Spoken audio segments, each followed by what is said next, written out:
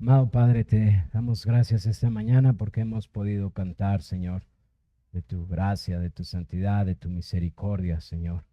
Gracias porque también hemos podido meditar en tu palabra, de tus promesas, de tus juicios, pero, Señor, también de tu misericordia, Señor.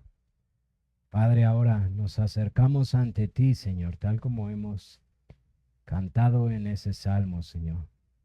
¿De dónde vendrá nuestro socorro, Señor? Nuestro socorro viene de ti, Señor.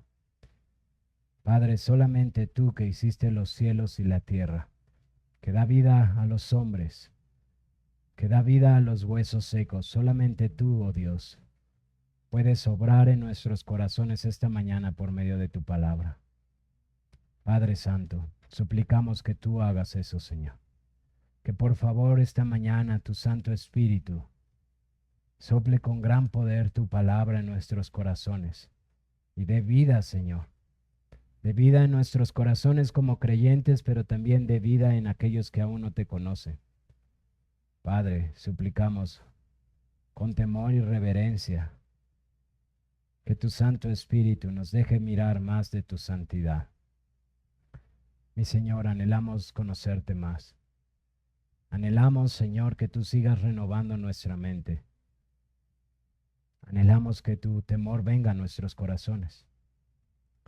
Por favor, mi Dios, solo tú puedes hacerlo. Capacítame para no ser un estorbo, Señor. Guarda mi boca, guarda mis pensamientos, guarda mi corazón, mi Señor. Ayuda a mis hermanos, Señor, a poder recibir tu palabra. Guarda sus corazones, sus mentes, Señor. Oh Padre bendito, suplicamos, Señor, que obres con gran poder en medio de nosotros. Anhelamos ver tu gloria, Señor. Anhelamos ver nuestras vidas transformadas al mirar tu gloria, Señor. Anhelamos que tu iglesia sea santificada para gloria tuya y que tú sigas atrayendo a tus pies a todos aquellos, Señor, que tú has predestinado para salvación, como dice tu palabra. Anhelamos, Señor, ver tu gloria en la tierra de los vivientes esta mañana. Padre, y te damos gracias porque tú has escuchado, que lo has hecho, Señor, porque nos presentamos ante ti, tan solo por lo que Cristo Jesús ha hecho, pidiendo, Señor, según tu perfecta voluntad, que venga tu reino, Señor, que se haga tu voluntad en medio de nosotros. En Cristo lo rogamos. Amén. Vamos a ponernos de pie, por favor, para leer la palabra del Señor y acompáñenme a Isaías capítulo 6.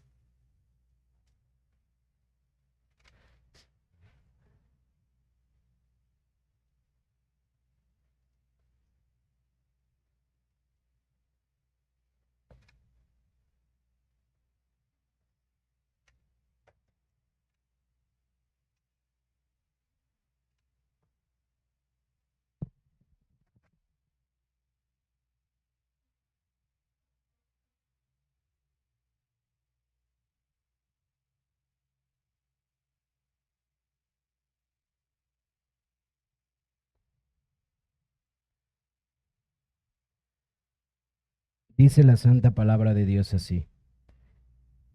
En el año que murió el rey Usías, vi yo al Señor sentado sobre un trono alto y sublime, y sus faldas llenaban el templo. Por encima de él había serafines, cada uno tenía 6 alas, con 2 cubrían su rostro, con 2 cubrían sus pies, y con 2 volaban. Y el uno al otro daba voces diciendo, Santo, Santo, Santo, Jehová de los ejércitos, toda la tierra está llena de su gloria. Y los quiciales de las puertas se estremecieron con la voz del que clamaba, y la casa se llenó de humo.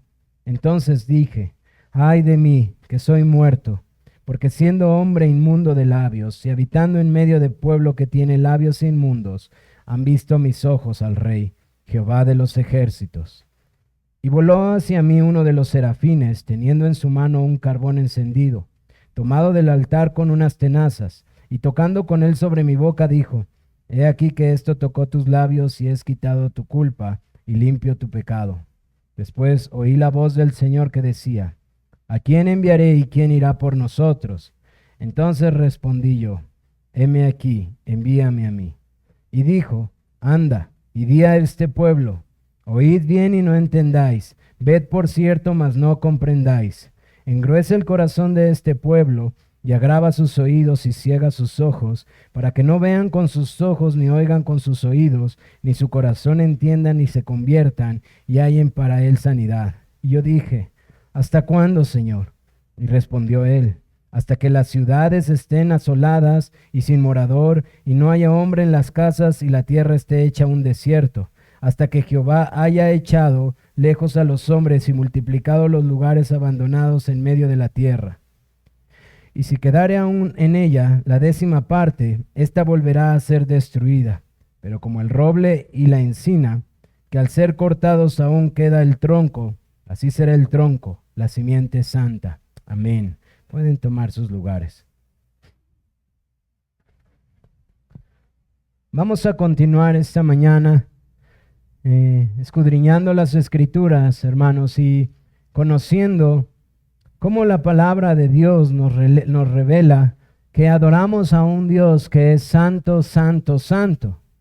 ¿Y qué implicaciones tiene esto para el pueblo de Dios? Ya hemos visto acerca de la santidad, cómo es un aspecto que nos quiere transmitir su trascendencia, es decir, cómo Él es Dios y nosotros somos hombres, cómo Él es el creador y nosotros somos criaturas, cómo Él es perfecto y nosotros no, cómo Él no está sujeto al tiempo y al espacio, sino que Él creó el tiempo y el espacio, cómo en las Escrituras nos enseñan que desde el principio Él ya era Dios. Como dice el Génesis, en el principio Dios creó los cielos y la tierra. Es decir, Dios siempre ha existido. Y cuando hablábamos al respecto de este texto, nos acercábamos a él con el propósito de poder mirar la trascendencia de nuestro Señor, de poder contemplar un poco con ayuda de su Santo Espíritu lo que nos revela de acerca de la visión que tuvo Isaías antes de este llamamiento tan complejo. Un llamamiento que, como les explicaba, es un llamamiento que para los hombres es nada fructífero. Es decir, los predicadores contemporáneos miden su fruto por cuántas personas llegan a su iglesia, cuánto dinero hay en sus ofrenderos, por cuántas riquezas tienen. Pero el Señor le dice que el fruto de Isaías será medido porque el corazón de los hombres que lo escuchan, puesto que no quieren escuchar, será endurecido. Ese era el fruto del ministerio de este profeta. Y el Señor prepara el corazón de este hombre, como bien pudiera decir las Escrituras al respecto de ellos, de un hombre completamente sujeto a pasiones, como tú y como yo, refiriéndose de Elías. Este es Isaías, un hombre común y corriente, un hombre que también se decepciona, que también dudaba. Incluso él dice, ¿hasta cuándo, Señor? ¿Hasta cuándo va a ocurrir esto? Pero hermanos, el Señor lo capacita por medio de mostrar su gloria, de mostrar quién es este glorioso Rey. Como él dijo, mis ojos han visto al Rey. Por cierto, yo les mencionaba que justo esta visión es cuando muere Uzías, que quizás era la esperanza del pueblo de decir, este es el Mesías, pero Uzías peca y no era él. Ahora el Señor le muestra, este es el Rey de gloria sentado en su trono, que los serafines que están a su alrededor ni siquiera pueden mirar su gloria, Isaías.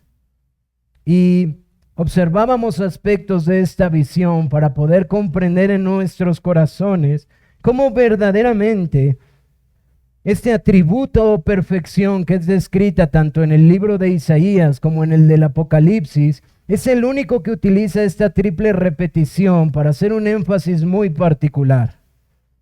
Pero no deberíamos de llamarlo solamente un atributo más. No es que la santidad se sume al amor y la misericordia, porque también ya hemos visto que Dios es uno. Él no es un poco de amor, un poco de justicia. Él no es como los contemporáneos dicen, el Dios del Antiguo Testamento y el Dios del Nuevo Testamento. Dios es uno. No hay otro Dios. Él es amor, Él es justicia, Él es verdad, Él es luz, Él es santo.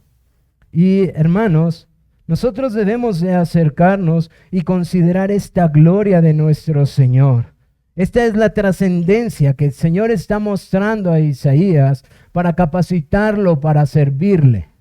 Él hace esta pregunta retórica: ¿a quién enviaremos? Por cierto, no sé si se fijan, pero usa el plural.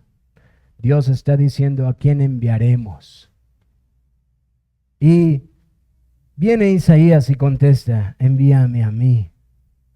Así que nos hemos acercado en este texto para poder contemplar la trascendencia de nuestro Dios y contemplar que su santidad no es algo más. Su amor es santo, su justicia es santa, su misericordia es santa, su verdad es santa. Todo lo que Dios es santo, hermanos.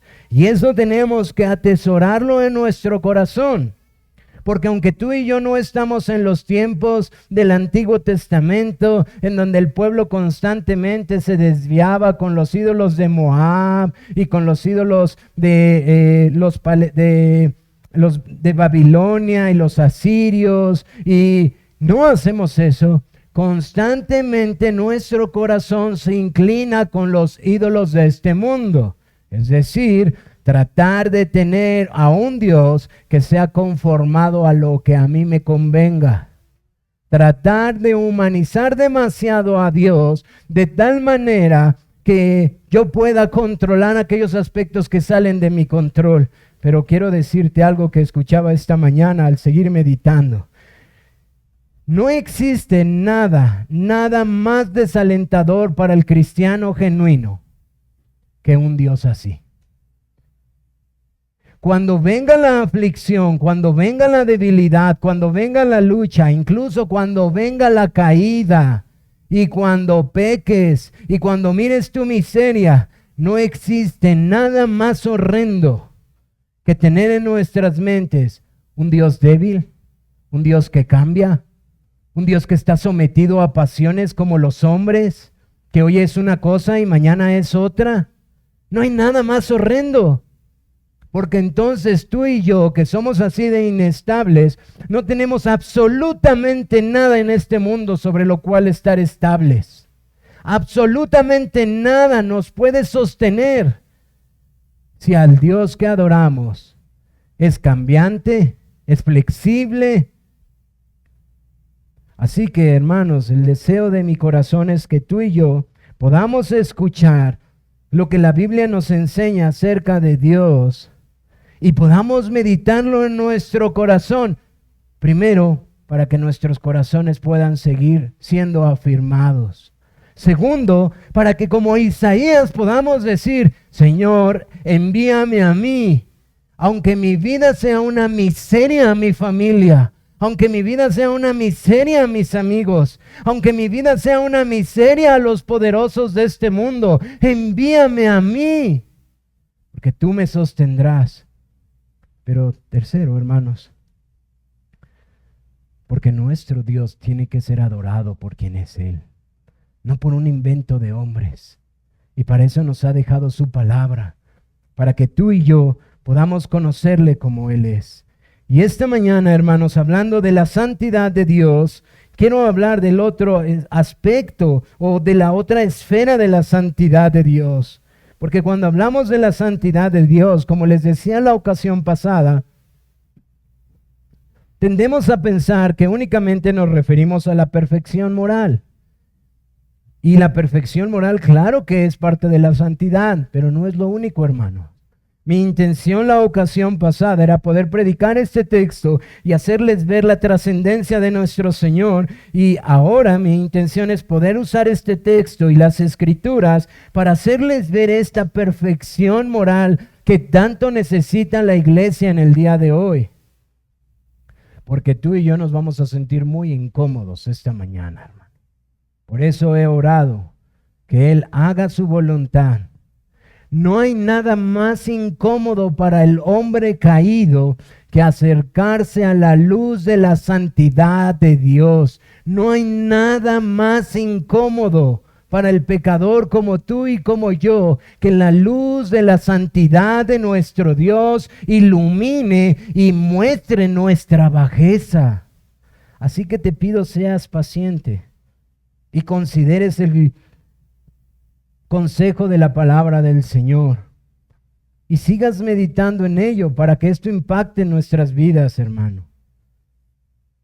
Dice un autor que cuando nos referimos a la santidad como el aspecto de la perfección moral, debemos de considerar algo muy importante. La santidad de Dios es aquello que Dios apunta hacia su propia gloria. La santidad de Dios es aquello que apunta hacia su propia gloria. Así que de primera instancia, tú y yo tenemos que entender que su santidad y su gloria no es algo que tenga que ver en primera instancia con nosotros. Esto no es la religión del humanismo. Amado amigo y hermano que estás aquí, que quizás nos visita, no vas a escuchar esta mañana algo que tenga que ver en primera instancia para hacerte sentir bien emocionalmente, aunque lo puede hacer.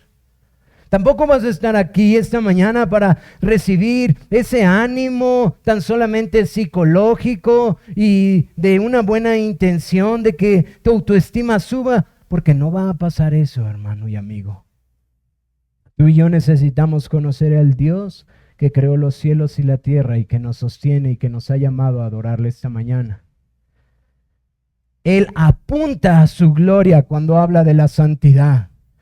Y esto es sumamente importante para nosotros. Cuando leímos nuestro texto de Isaías, ya vimos un poco el contexto, la muerte de Uzías, la visión que recibe Isaías. ¿Cuáles son estos detalles particulares de lo que él está viendo? Esta majestad de aquel rey de gloria sentado en su trono con las faldas tan largas que ni siquiera caben dentro de esta habitación, hablando de su majestad como rey soberano, de aquellos seres creados llamados serafines en este texto, que fueron hechos con 3 pares de alas, que tapan sus ojos para no mirar la gloria de Dios, sus pies, y que con otros vuelan y que fueron hechos únicamente por Dios con este propósito, adorarle en su presencia. Hemos visto estos detalles, esta majestad revelada en este texto y cómo esto impacta a Isaías, cómo literalmente lo destroza, porque eso es lo que dice. Cuando dice casi muero, está diciendo casi me rompo, casi me deshaces. Y yo espero que tú y yo podamos meditar cuando queremos acercarnos a la palabra del Señor con algunos detalles que queremos hacernos sentir bien. Isaías mira a este Dios en su esplendor y dice, casi me rompo, casi me destruye. ¿Sabes qué es curioso? Esto es lo que lo fortaleció verdaderamente para poder obedecer al Señor. Hoy, hermano, amigo que estás con nosotros, quiero enfatizar algo importantísimo de este texto. La alabanza que hay de estos serafines en la presencia del Señor.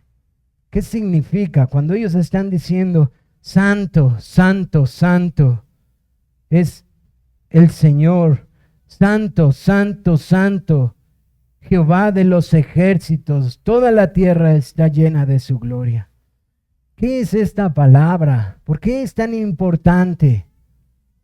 ¿Por qué la iglesia tiene que reconsiderar su entendimiento de esto en su vida diaria, en su práctica como iglesia, en el evangelismo, al enseñar a sus hijos? ¿Por qué es importante, hermanos? Bueno, esta palabra, tratándolo de hacer muy sencillo, sus significados pudieran ser traducidos como algo que ha sido consagrado o apartado. Y no quiero hacer tanto énfasis en la raíz hebrea, sino que quiero que consideren esto. Lo que está diciendo el serafín, los serafines, en la presencia del Señor, es que hay algo diferente, algo apartado, algo consagrado, algo diferente a todo lo demás. Es decir, que esto es completamente ajeno a la creación. Él es el creador y hay todo lo demás. Es decir, que los serafines están dando a entender que al usar esta palabra, que hay una incompatibilidad entre lo que es santo y lo que no es santo, o entre lo que es santo y lo que es impuro. Y yo espero que en sus mentes puedan tener todo lo que el Señor nos enseña con respecto a los instrumentos que fueron consagrados y el ministerio de los sacerdotes que eran consagrados para los propósitos de Dios. Es decir, eran apartados, eran consagrados de las cosas normales, cotidianas.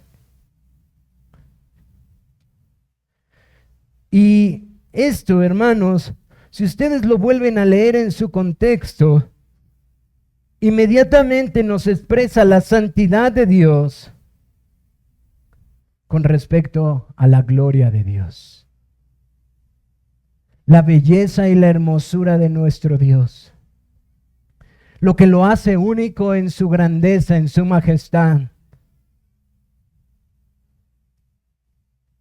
Es decir, los serafines que fueron creados por Dios para estar en su presencia día y noche están recordándole a la creación que el que está sentado en su trono no solo es un rey soberano, no solo es el alto y sublime, no solamente es majestuoso en su poder y soberano en su gobierno, sino que Él es completamente diferente y apartado de todo lo que es impuro o todo lo que es contrario a Él. Es decir, cuando hablamos de esta trascendencia, hablamos también de su trascendencia en su justicia, en su carácter moral. No hay un justo como Dios. No hay misericordia como la de Dios. No existe otro como el Santo. Y perdónenme que sea tan enfático, pero esta es la intención de estos seres creados por Dios. Recordarle a su creación que hay Dios y toda su creación. Que Él es justo y nosotros no. Ahora, ¿por qué es importante considerar esto, hermanos? Porque esto tiene mucha trascendencia para cómo tú y yo vivimos nuestros días. Para cómo el ser humano, a la luz de un Dios que ya hemos visto, todo lo sabe, todo lo ve, pues está en todo lugar, todo lo conoce. No hay nada oculto delante de Él. Él está aquí en medio de nosotros. Él sabe las motivaciones de mi corazón. Él sabe las motivaciones de tu corazón. Él conoce el número de nuestros cabellos. Él sabe de dónde vienes, a dónde vas. Él ha determinado absolutamente el número de nuestros días. Él sabe lo que tú y yo estamos pensando. Él sabe lo que estamos concluyendo cuando nos acercamos a su palabra. Y quiero decirte algo. Y Él es santísimo en todo lo que Él es. Así que tú y yo tenemos que empezar a reconsiderar cómo es la vida que vivimos a la luz de la santidad de este Dios trascendente. De hecho, las Escrituras nos enseñan, como ya lo hemos visto en la clase de escuela dominical, que esta santidad, hermanos, no hay unos aspectos que podemos comprender y que han sido comunicados, pero hay hay aspectos que no podemos entender y no han sido comunicados, pero hay aspectos que tú y yo podemos entender muy claramente. Es decir, como dice el apóstol Pablo, su santidad es reflejada en su ley. No podemos decir que ignoramos en la totalidad qué es esta santidad. No podemos ignorar y decir que este aspecto moral perfecto de nuestro Dios es completamente ajeno a nuestro entendimiento. Porque su ley, que es santa, que es justa y que es buena, nos revelan la santidad de Dios. Así que quiero llevarte a lo largo de otros pasajes y quiero que contemples qué implica esta santidad de Dios en medio de los hombres. ¿Qué implicaciones tiene en estos textos para la adoración, para el servicio, para buscarle, para acercarse a Él? Y que nuestros corazones podamos meditar quién es este Dios santísimo que nos ha llamado a servirle y adorarle. Por ejemplo, en Levítico 10, ¿quieres acompañarme ahí? Si no, yo lo puedo leer por ti. Esta historia, tú y yo la recordaremos en cuanto empiece a decírtela. Es la historia de Nadab y Abiú, los hijos de Aarón. ¿Quién era Aarón? El primer sacerdote del pueblo de Israel. ¿Y qué es lo que pasa con Nadab y Abiú? Voy a leerte rápidamente los primeros versículos. Dice, Nadab y Abiú, hijos de Aarón, tomaron cada uno su incienso y pusieron en ellos fuego sobre el cual pusieron incienso y ofrecieron delante de Jehová fuego extraño, que él nunca les mandó. Y salió fuego del altar de Jehová y los quemó y murieron delante de Jehová. Entonces dijo Moisés a Aarón, esto es lo que habló Jehová diciendo, en los que a mí se acerquen me santificaré, y en presencia de todo el pueblo seré glorificado. Y Aarón cayó. Y llamó Moisés a Misael y a Elzafán, hijos de Uziel, tío de Aarón, y les dijo, acercaos y sacad a vuestros hermanos de delante del santuario, fuera del campamento. Y ellos se acercaron y los sacaron con sus túnicas fuera del campamento, como dijo Moisés. Entonces Moisés dijo a Aarón y a Eleazar e Itamar sus hijos, no descubráis vuestras cabezas, ni rasguéis vuestros vestidos en señal de duelo, para que no muráis, ni se levante la ira sobre toda la congregación. Pero vuestros hermanos, toda la casa de Israel, sí lamentarán por el incendio que Jehová ha hecho, ni saldréis de la puerta del tabernáculo de reunión, porque moriréis por cuanto el aceite de la unción de Jehová está sobre vosotros. Y ellos hicieron conforme a lo dicho de Moisés. Y Jehová habló a Aarón diciendo, tú y tus hijos contigo, no beberéis vino ni sidra cuando entréis en el tabernáculo de reunión, para que no muráis, estatuto perpetuo será para vuestras generaciones. ¿Qué es lo que observamos aquí? Bueno, observamos que el Señor les ha dicho a Aarón, a Moisés y a sus hijos cómo debían de adorar a Dios y cómo debían de presentarse. Es decir, ¿qué deberían de hacer cuando se acercan al lugar santísimo? Y este texto nos deja ver esta verdad de la santidad absoluta de nuestro Dios, de esta perfección moral. Y quiero ayudarte a considerar este texto en su contexto y quitar de nuestra mente todo el humanismo que ha dañado mucho nuestro pensamiento de quién es Dios. Porque seguramente nosotros diremos, eso fue muy duro, eso fue severo. Eso es lo primero que viene a nuestras mentes. Pero el Señor le dijo claramente cómo debían de acercarse a su presencia, al lugar más santo, donde Él manifestaría su gloria. Y por lo que entendemos del texto, que no tenemos claridad al respecto de si fue que se acercaron tomando o qué fue este fuego extraño, no lo sabemos con claridad. Sí sabemos que el Señor les dice, se acercaron con un fuego extraño a la presencia de Dios. ¿Y qué es lo que sucede? El Señor les quita la vida. Sí, amigo y hermano, Dios les quitó la vida a Nadab y a Abiú cuando ellos de manera irreverente se acercaron al lugar más santo, desobedeciendo lo que Dios dijo, y murieron inmediatamente. Esta es la santidad de Dios.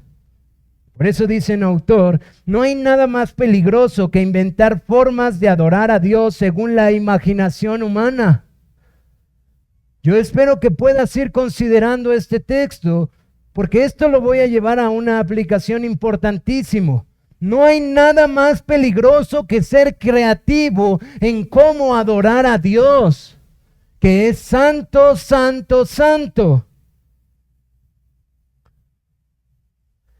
Por eso dice otro autor al respecto de este texto, la santidad de Dios no es algo negociable.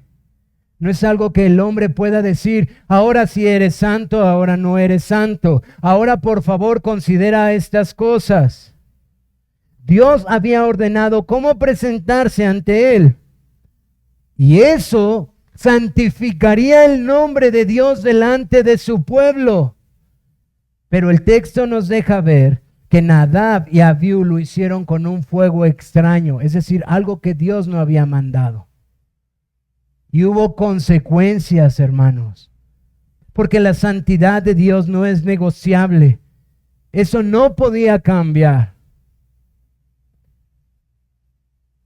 Ahora acompáñeme al segundo libro de Samuel.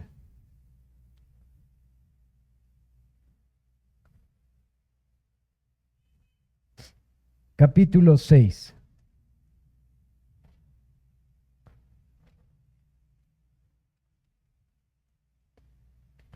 Esta historia también la reconocerás.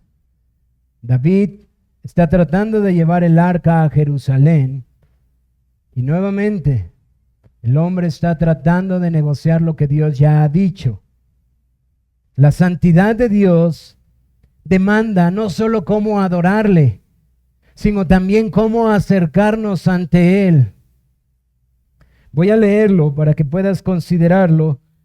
Del versículo 1 al versículo 11, dice en segundo libro de Samuel capítulo 6, David volvió a reunir a todos los escogidos de Israel 30,000, y se levantó David y partió de Baalá de Judá con todo el pueblo que tenía consigo para hacer pasar de allí el arca de Dios, sobre la cual era invocado el nombre de Jehová de los ejércitos, que mora entre los querubines. Pusieron el arca de Dios sobre un carro nuevo y la llevaron de la casa de Abinadab, que está en el collado, y Usa y Ahío, hijos de Abinadab, guiaban el carro nuevo.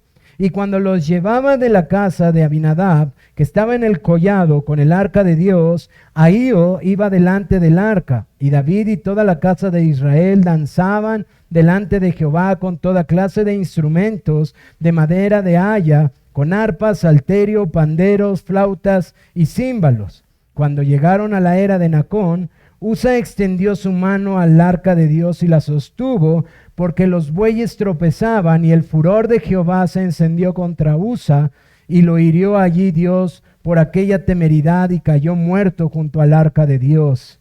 Y se entristeció David por haber herido Jehová a Usa, y fue llamado aquel lugar Pérez Usa hasta hoy. Y temiendo David a Jehová, aquel día dijo, ¿cómo ha de venir a mí el arca de Jehová? De modo que David no quiso traer para sí el arca de Jehová de la ciudad de David, y la hizo llevar David a casa de Obed-edom Geteo, y estuvo el arca de Jehová en casa de Obed-edom Geteo 3 meses, y bendijo Jehová a Obed-edom y a toda su casa. Hermanos, ¿qué está pasando aquí? David quiere hacer algo bueno, traer el arca del Señor. Ahora, ¿qué representa el arca del Señor? Bueno, su presencia santísima. De hecho, este texto nos dice que Él habita entre querubines. Y yo no sé si recuerdan el texto que acabamos de leer de Isaías 6. Entonces, el Señor les dio el arca como una representación visible, física, de la presencia santísima de Dios. de cuán santo es Dios y misericordioso para morar en medio de ellos. Pero David está muy gozoso y entonces quiere traer el arca y utiliza este carro y estos animales, y entonces parece ser que el camino no es del todo plano y el arca va a caer, y entonces dice, no vaya a caer en tierra, y entonces pone su mano, porque ¿cómo el arca de Dios va a caer en tierra? Si es lo que Dios nos ha dado para representar su presencia santa. Y todos pudiéramos decir en nuestras generaciones, wow, qué valiente Usa. Fue muy, muy bueno lo que hiciste. Hiciste algo bueno por el pueblo de Dios. Pero el Señor se desagrada de lo que hace, y el Señor muestra su santidad y también le quita la vida a Usa. Y quiero esta mañana que tú y yo consideremos, porque hay algo sumamente importante en este texto. Primeramente, Dios había dado instrucción porque Él tuvo misericordia de este pueblo, hizo un pacto con ellos y Él decidió morar en medio de ellos. No ellos lo buscaron, Dios los buscó.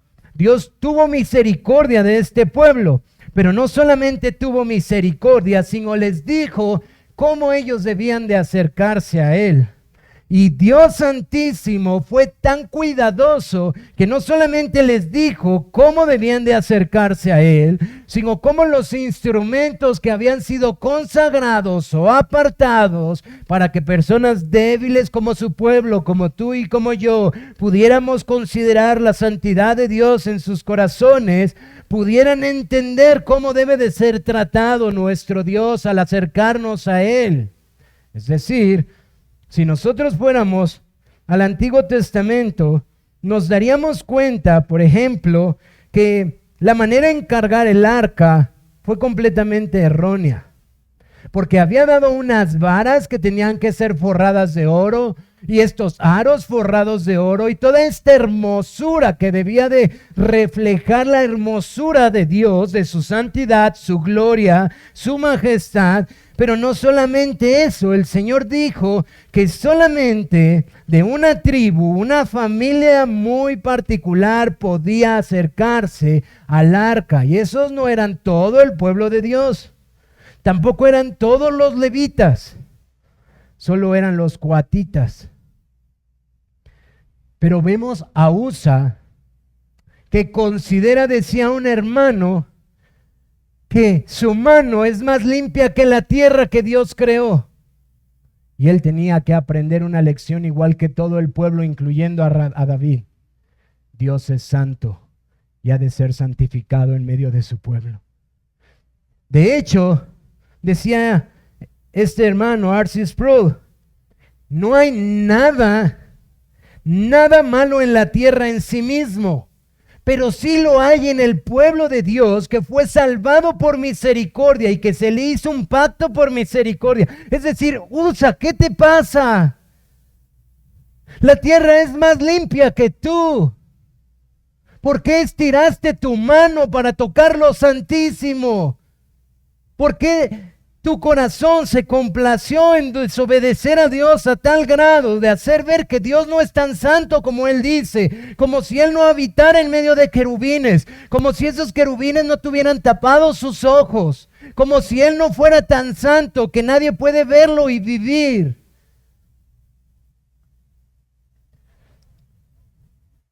Así que debemos de considerar este texto y ver que nuestro andar delante de Dios es más que buenas intenciones. La santidad de Dios ha establecido cómo debemos de vivir. Por eso decía un autor, el error fue pensar que podía sostener Usa lo que en realidad a él lo sostenía. El arca representa a Dios y Usa considera que puede sostenerlo, como ay, Dios necesita de mí. Y otro autor decía, la buena intención de Usa no excusa su desobediencia.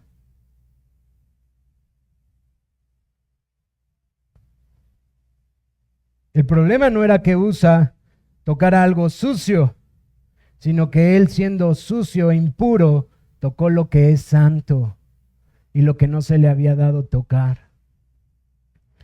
Yo espero que tú y yo podamos ir entendiendo en nuestra mente cuán diferente es Dios que se revela en su palabra y cómo es tratado y lo que esta generación observa en lo que es llamado la iglesia.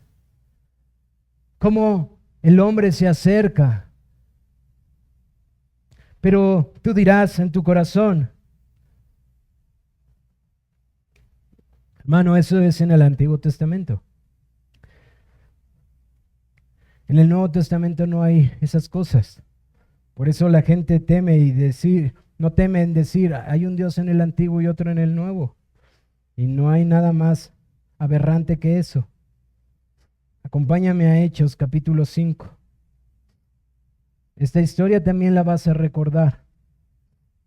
Voy a leerla nuevamente para que puedas considerarla teniendo en mente estas dos historias que están relatadas en la Escritura, que nos hablan de la santidad y de la gloria de nuestro Dios, de la hermosura de su majestad. Dice en Hechos capítulo 5, verso 1, pero cierto hombre llamado Ananías, con Safira su mujer, vendió una heredad y sustrajo del precio, sabiéndolo también su mujer, y trayendo solo una parte, la puso a los pies de los apóstoles y dijo Pedro, Ananías, ¿por qué llenó Satanás tu corazón para que mintieses el Espíritu Santo y sustrajeses del precio de la heredad, reteniéndola? ¿No se te quedaba a ti? Y vendida, ¿no estaba en tu poder? ¿Por qué pusiste esto en tu corazón? No has mentido a los hombres, sino a Dios. Al oír Ananías estas palabras, cayó y expiró. Y vino un gran temor sobre todos los que lo oyeron. Y levantándose los jóvenes, lo envolvieron y sacándolo lo sepultaron. Pasando un lapso como de 3 horas, sucedió que entró su mujer, no sabiendo lo que había acontecido. Entonces Pedro le dijo, dime, ¿vendiste en tanto la heredad? Y ella dijo, sí, en tanto. Y Pedro le dijo, ¿por qué conveniste en tentar al Espíritu del Señor? He aquí a la puerta los pies de los que han sepultado a tu marido y te sacarán a ti. Y al instante ella cayó a los pies de él y expiró. Y cuando entraron los jóvenes, la hallaron muerta y la sacaron y la sepultaron junto a su marido. Y vino gran temor sobre toda la iglesia y sobre todos los que oyeron estas cosas. Ahora nos encontramos después de la venida de nuestro Señor Jesucristo. Aquí vemos a Ananías y a Safira que mienten, quieren engañar al Santo Espíritu, que por cierto es llamado también Dios. Quieren mentirle, quieren pecar contra el Santo.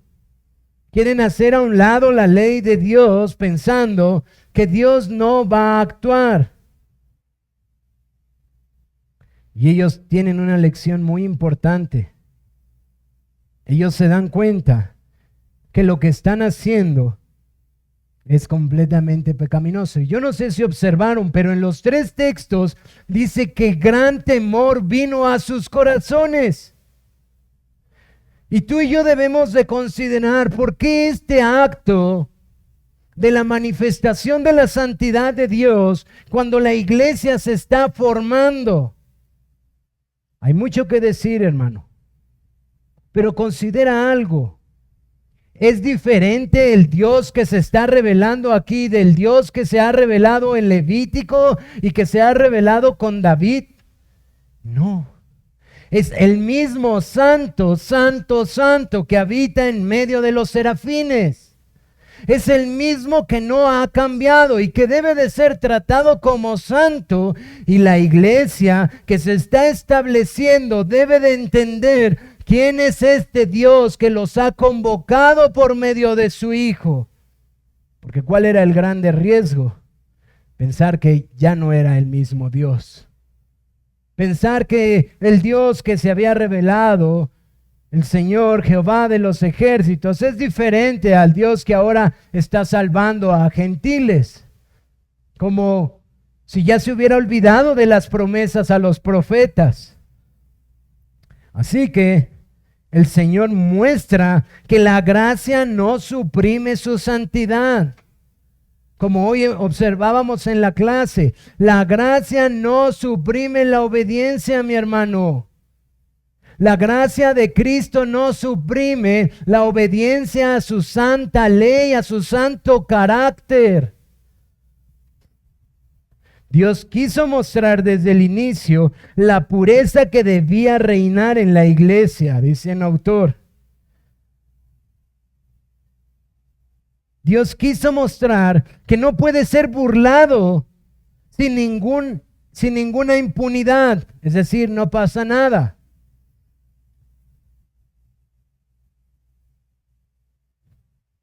O como dice otro autor, la santidad de Dios no es más suave en el Nuevo Testamento que en el Antiguo.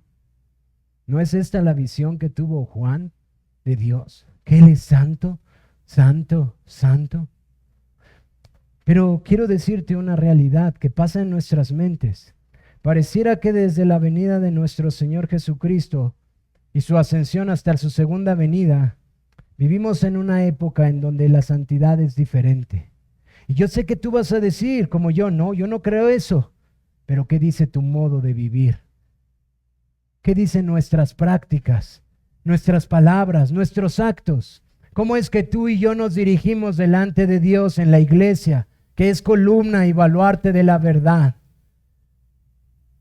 ¿Cómo es que nos acercamos delante de la santidad de nuestro Dios? Porque aunque vemos que la santidad, la gran justicia perfecta de nuestro Dios trasciende el tiempo, parece ser que tú y yo nos dimos un pequeño permiso de olvidarla.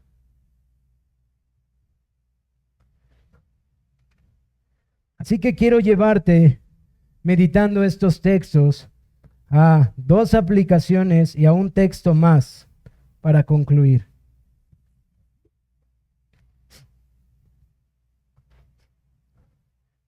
¿Cómo entonces debemos adorar a Dios? Es el libro que estamos estudiando juntos. ¿Cómo entonces debemos de adorar a nuestro Dios? Trino Dios, Padre, Hijo y Santo Espíritu, uno solo. Santo, santo, santo. ¿Cómo entonces nos acercamos ante Él? ¿Cómo le servimos?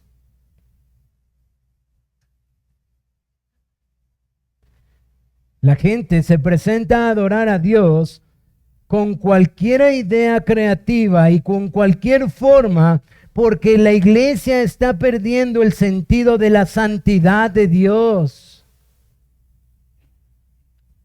Es decir, la iglesia dice y proclama, háblame del amor de Dios. Sí, pero su amor es santo. ¿Tú y yo entendemos eso? Porque la iglesia proclama ser amorosa y la gente se molesta y dice, hermano, eso no es nada amoroso. ¿Sabes? Como te lo decía hace 15 días, no hay nada más amoroso para este mundo que exaltar en su hermosura a este Dios santo. Que mi hijo escuche de este Dios santo. Que mis amigos escuchen de este Dios santo. Que mis jefes sepan que este Dios es santo. Porque esta es la verdadera esperanza de un mundo caído. Ahora, ¿no lo crees? Ve al Antiguo Testamento. Un pueblo que clama generación tras generación, generación tras generación. Profeta va, profeta viene, profeta va, profeta viene. Caída, pecado, destrucción, asolamiento, cautividad, dolor. ¿Cuál es la causa? ¿Política? ¿Dinero? ¿Educación? ¿Y qué hay de estos grandes imperios poderosos, intelectuales? Babilonia, Roma, los asirios, los griegos, grandes pensadores, grande conocimiento. No, mi hermano, el problema no está en eso. El problema que tiene el hombre es su pecado delante de un Dios santo. Por eso, tú y yo tenemos que meditar estas verdades. Son incómodas, por supuesto, porque tú y yo pecamos todos los días, de muchas formas. Es incómodo considerar a un Dios santo que le quita la vida a las personas en un instante por su desobediencia, porque no lo santificaron. ¿Qué le pasó a Moisés, hermano? Cuando él, el hombre más manso, se airó con el pueblo y golpeó a la piedra 2 veces. No entrarás en la tierra, Moisés. Señor, por favor. Moisés, basta ya. Basta ya de esto. No me santificaste.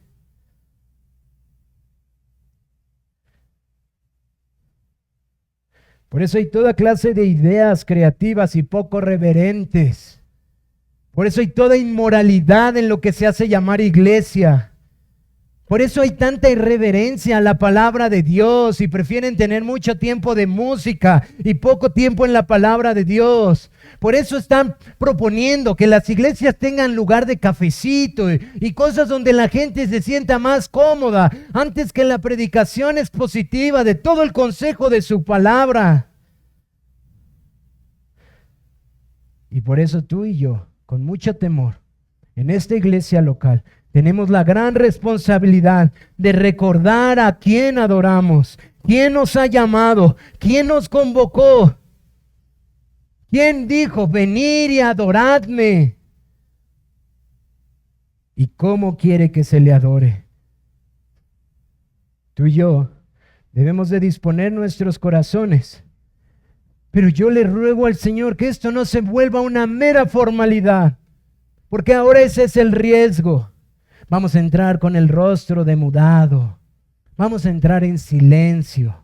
Ay, que todo mundo vea que yo sí considero la santidad. Hay que hablar así bajito. No, hermano, no quiero que confundas eso. ¿Cómo estuvo tu tiempo de confesión al Señor esta mañana? Mientras venías en el camión, en tu auto. ¿Confesaste tu pecado con tu cónyuge, con tus hijos? ¿Cómo venías preparándote para adorar al Señor?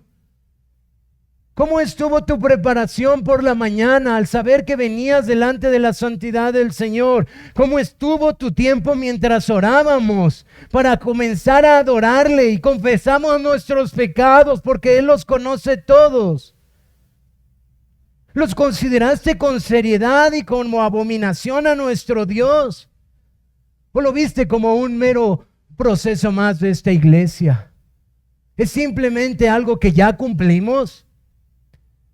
Vienes aquí porque en verdad sabes que el Santo Dios está en medio de ti, dispuesto a bendecirte con su palabra, y verdaderamente temes lo que pasa en medio de nosotros. ¿O vienes con tus ideas para imponer en esta iglesia?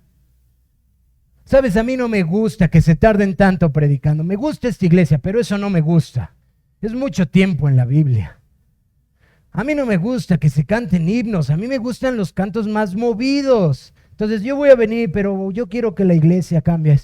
¿Cuál es el corazón con el que te acercas a la iglesia de Dios? No es la iglesia de Jonathan, no es la iglesia de los hermanos de Toluca, no es la iglesia de estos miembros.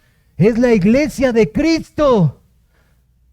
Tú y yo tememos en decir haremos esto y haremos esto porque Dios así lo ha mandado. O solo decimos, pues así nos enseñaron. Porque ese es el grave error de muchos creyentes en el día de hoy. Es que así fui enseñado.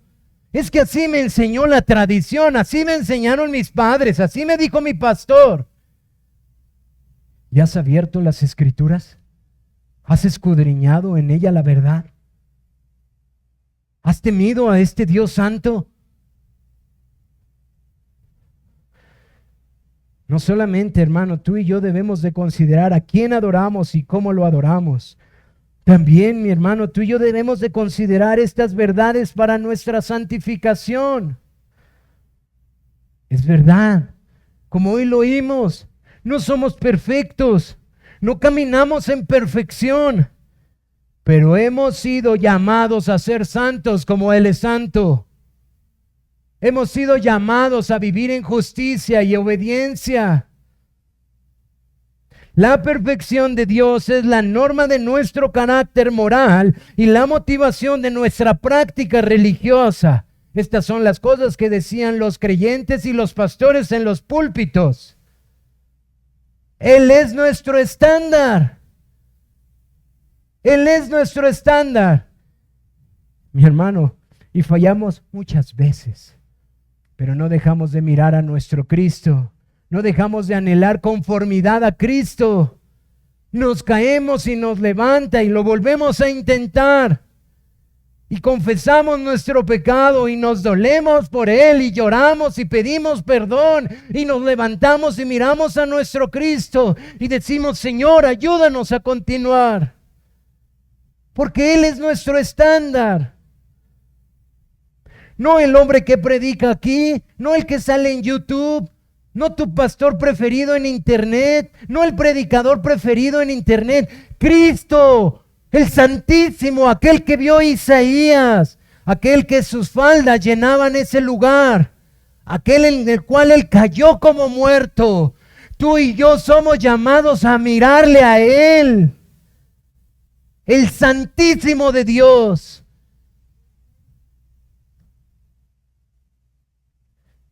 Y dirás, ¿cómo?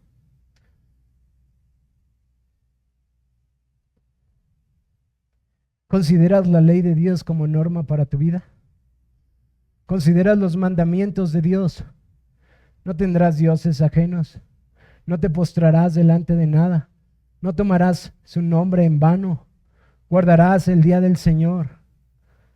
¿Consideras honrar a tus padres? ¿Consideras que aquel que mira a una mujer para codiciarla ha pecado? ¿Consideras que si guardas resentimiento has roto el mandamiento de no asesinar? ¿Consideras que codiciar es abominable a nuestro Señor? ¿Consideras que la mentira es abominable y que, como dice Apocalipsis, por causa de los mentirosos no entrarán en el reino de Dios? ¿Consideras la santidad de Dios cuando estás tentado a pecar en ira, en enojo? Cuando estás tentado a mentir por salvarte a ti mismo, tu prestigio. ¿Consideras a no mirar porque Dios sabe que lo que estás mirando no es correcto, aunque nadie te esté observando? ¿Consideras que lo que tienes en tu corazón se está volviendo un ídolo, sea tu familia, sea tu trabajo, sea tu fuerza, tu juventud, tu prestigio, lo que sea, antes que el Señor? Tú y yo, mi amado hermano, somos llamados a considerar la ley de Dios día y noche. Hoy lo escuchamos en la clase. Somos llamados a meditar en la ley de Dios día y noche. ¿Cómo pues amarás al Señor tu Dios con todo tu corazón, con todas tus fuerzas, con toda tu alma, si ni siquiera conocemos los 10 mandamientos? ¿Cómo vas a amar a tu prójimo si no meditas en qué significa? ¿Tú has pensado que Deuteronomio, en el más grande sermón que Moisés les da una extensa aplicación de lo que significaba la ley para ellos? Y consideras a nuestro Señor Jesucristo sentándose en aquel lugar y enseñando a sus discípulos y diciendo que Él no vino para abolir la ley, sino para cumplirla, y empieza a enseñar acerca de sus mandamientos, de su santidad. Y has considerado que el estándar que pone es mucho más claro y mucho más alto que lo que la religión hipócrita a veces quiere vivir. ¿Has considerado las palabras del Señor Jesús en qué vemos, cómo nos sentimos, qué hacemos aquí en el corazón?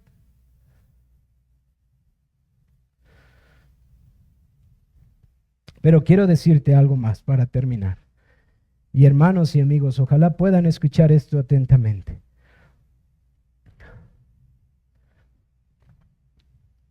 Hay una historia en la iglesia, en las escrituras, que aún revela de manera más clara la perfección moral de nuestro Dios, su santidad, de manera más perfecta y más gloriosa.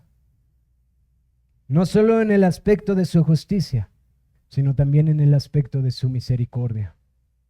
Acompáñame por favor a Lucas.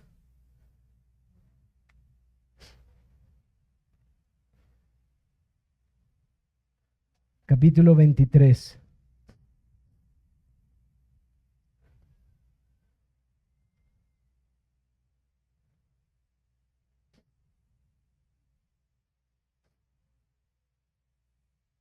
Voy a leer desde el versículo 26 en adelante, capítulo 23, versículo 26.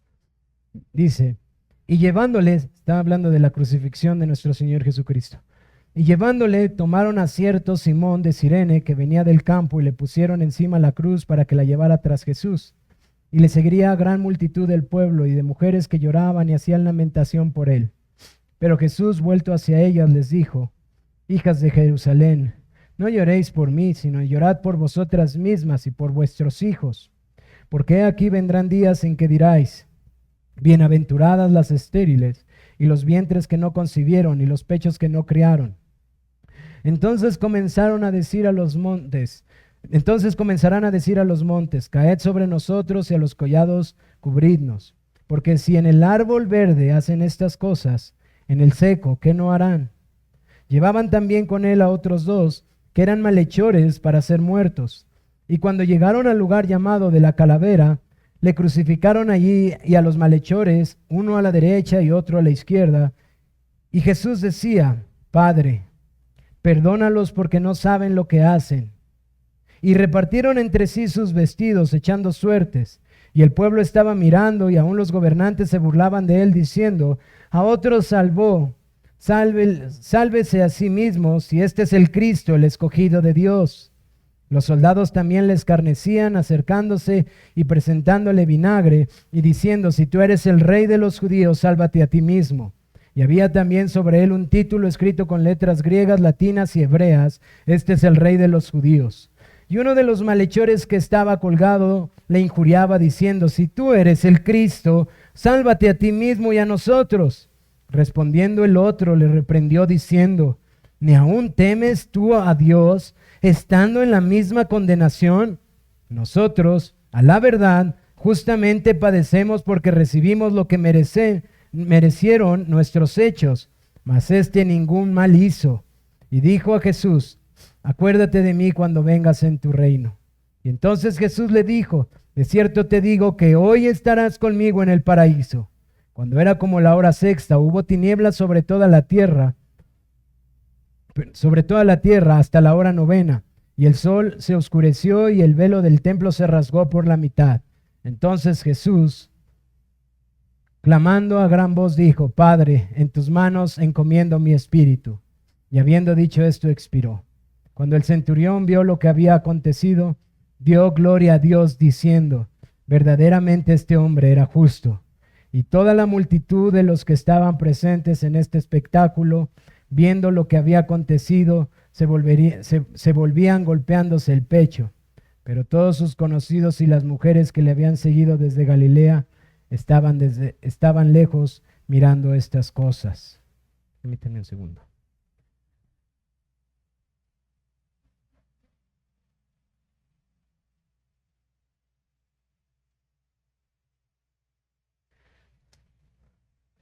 Este texto es la parte casi final del ministerio de nuestro Señor Jesucristo, muy conocido para todos nosotros, muchas veces leído. Hace poco acaba de haber muchas representaciones en todo el mundo al respecto de esto. Pero hoy quiero traer este texto para que tú y yo podamos seguir considerando esta perfección moral de nuestro Dios que no existe en ningún otro lado. No hay otro como Él, no hay semejante como nuestro Dios, no existe nadie como Él. ¿Qué es lo que estamos viendo en este texto? El Señor Jesús ya había sido encontrado inocente. Nadie pudo decir que Él había pecado. Nadie pudo encontrar mancha en Él. No lo pudieron hacer los judíos, no lo pudieron hacer los gentiles. Nadie pudo encontrar una sola mancha en su carácter ni en su actuar. Él fue justo en todo tiempo. Él guardó toda la ley de su Padre. Él obedeció en perfecta obediencia. Y sin embargo, hombres como tú y como yo mintieron para que Él fuera crucificado de manera injusta. Él ha sido sentenciado por temor a los hombres más que a Dios. Y ahora está camino al lugar en donde va a ser crucificado. Todos los hombres que aparecen en esta historia están demostrando lo que hay en su corazón. Desde los judíos y los romanos, los gobernantes de ambos, solamente pueden clamar diciendo, Él es santo y nosotros no. Si tú miras todo lo que está pasando, la creación está exaltando la santidad de nuestro Señor, porque los hombres están confirmando lo que el Señor ha dicho. El pecado entró por un hombre y la muerte pasó a todos los hombres, por cuanto todos pecaron. Cada hombre que está actuando en libertad en contra de nuestro Señor justísimo está exaltando su santidad y mostrando que no hay ninguno como aquel que ha tomado su cruz y que va al Gólgota. Cada uno está pecando libremente. Nadie lo ha forzado. Nadie forzó a su pueblo a huir, a los que estaban cerca a huir. Nadie forzó a los judíos. Nadie forzó a los gobernantes. Y cada ser humano está mostrando y clamando, como su creación proclama, que el Señor que está en medio de ellos es santo, santo, santo.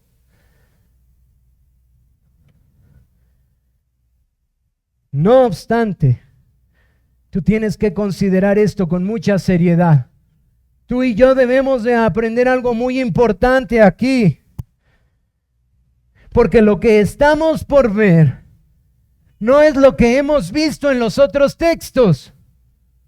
El Señor pudo haber dicho, basta ya, y todos caerían como muertos. No lo hizo con los hijos de Aarón. No lo hizo con Asa.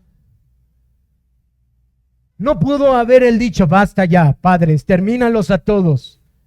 No lo hizo con Sodoma y Gomorra. No lo hizo en el diluvio. Pero mira la santidad de nuestro Señor. Mira que el juicio ahora no va a caer sobre los culpables. Mira que el juicio ahora va a caer sobre el justo. Mira al Santísimo que está siendo injuriado y que la creación está diciendo, sí, Él es el Santísimo. Nuestros actos revelan que no tenemos nada que ver con Él. De hecho, por esa razón lo quieren crucificar. Porque su santidad los avergüenza. Porque la luz vino a este mundo, pero los hombres amaron más las tinieblas que la luz. Porque la luz de la santidad incomoda al hombre. Es incómoda para ti, es incómoda para mí. Que el justo y el perfecto nos llame a vivir en justicia es sumamente incómodo. Pero oímos a nuestro Señor Jesucristo. Padre, perdónalos porque no saben lo que hacen.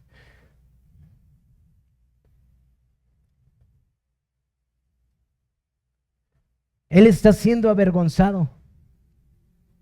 ¿Cómo respondes cuando tú y yo somos avergonzados? Él está siendo vituperado. ¿Cómo tú y yo respondemos cuando nuestro nombre es vituperado? Y aquí vemos al Dios hecho hombre. Padre, perdónalos, porque no saben lo que hacen. Quiero decirte algo. Este es el lugar donde la santidad de Dios debe más avergonzarnos y humillarnos y motivarnos a vivir en obediencia. Este es donde tú y yo debemos de ser más motivados a creer y confiar en Él. Este es el lugar en donde tú y yo debemos de abandonarnos a Él, a sus pies. Y donde toda persona que esta mañana no está creyendo en Cristo debe de ir. Porque aquí la justicia y la misericordia de Dios se están encontrando. Considera cómo la creación está testificando de la veracidad de su palabra. Considera que no hay justo ni aún uno. Considera que el Señor ha mostrado sus justos juicios a lo largo de la historia, porque Él creó al hombre para Él y cuando Él quiere, Él puede exterminarlo. Pero esta perfección moral de nuestro Dios, esta santidad preciosa que habla desde el libro de los Salmos y que se manifestó a los hombres, donde la misericordia y la justicia se besan, la vimos caminar en medio de nosotros. Estos hombres hicieron más pecado que Usa. Estos hombres pecaron verdaderamente como tú y yo lo hemos hecho. Se han presentado de manera irreverente, se acercaron de manera irreverente. Y simplemente lo que están mirando es la hermosura de la santidad, no solo en su justicia, sino en la misericordia que no es comparada con ningún otro Dios. Esa es la majestad que vio Isaías cuando él cayó deshecho. Y viene el Señor y manda a un ángel con un carbón y dice: sus pecados han sido perdonados. Puedes contemplar la hermosura de nuestro Dios, la perfección moral que en Él existe. Él hizo misericordia, pero ¿qué crees?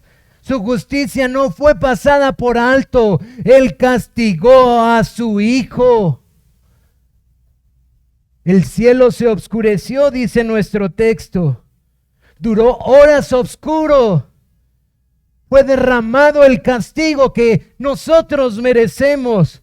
¿Quieres a un Dios de misericordia? Ahí está en la cruz, recibiendo el castigo de hombres como tú y como yo, sufriendo el castigo de pecadores, siendo molido por nuestros pecados. El castigo de nuestra paz fue sobre Él. Y ahí tienes al Señor Jesucristo siendo castigado. El cielo se oscurece. La justicia de Dios, que no cambia y nunca ha cambiado y jamás cambiará, y su misericordia, que no es contraria, están en ese lugar recibiendo el perdón los hombres que han pecado desde Adán hasta el último hombre cuando Cristo venga. Y ¿sabes algo? Cuando Él venga, todos doblaremos nuestras rodillas delante de Él y diremos: santo, santo, santo. Él no ha cambiado. Él no ha cambiado. Él es justo. Y para poder perdonarnos, castigó a su Hijo en nuestro lugar. Ahí está la perfección moral de nuestro Cristo. Ahí está el llamado para todos los hombres, para poder recibir el perdón de nuestros pecados, que son muchos. Su justicia nunca ha menguado. Y si Él quiso mostrar su justicia por medio de los juicios, para que tú y yo temamos, ¿qué, mi hermano? ¿Qué? ¿Cuál es el problema si Él es Dios? Él no tiene que agradar a los hombres. Y si también quiso mostrar su misericordia y quiso castigar a su Hijo en la cruz hasta quitarle la vida, para que tú y yo podamos ser perdonados, ¿qué? Él es Dios y no hay otro Dios como Él. No existe otro Dios como Él. Este es el santo que alaban. Por cierto, Juan vio a Cristo sentado en su trono. Y los mismos seres celestiales que Dios creó delante de Él, tapando su rostro y sus pies. Pero también vio multitud de hombres como tú y como yo, indignos completamente,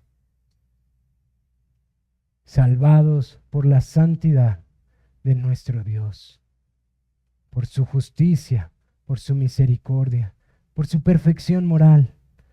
No hay otro Dios como Él, no lo hay. Amén. Vamos a pasar a la cena del Señor.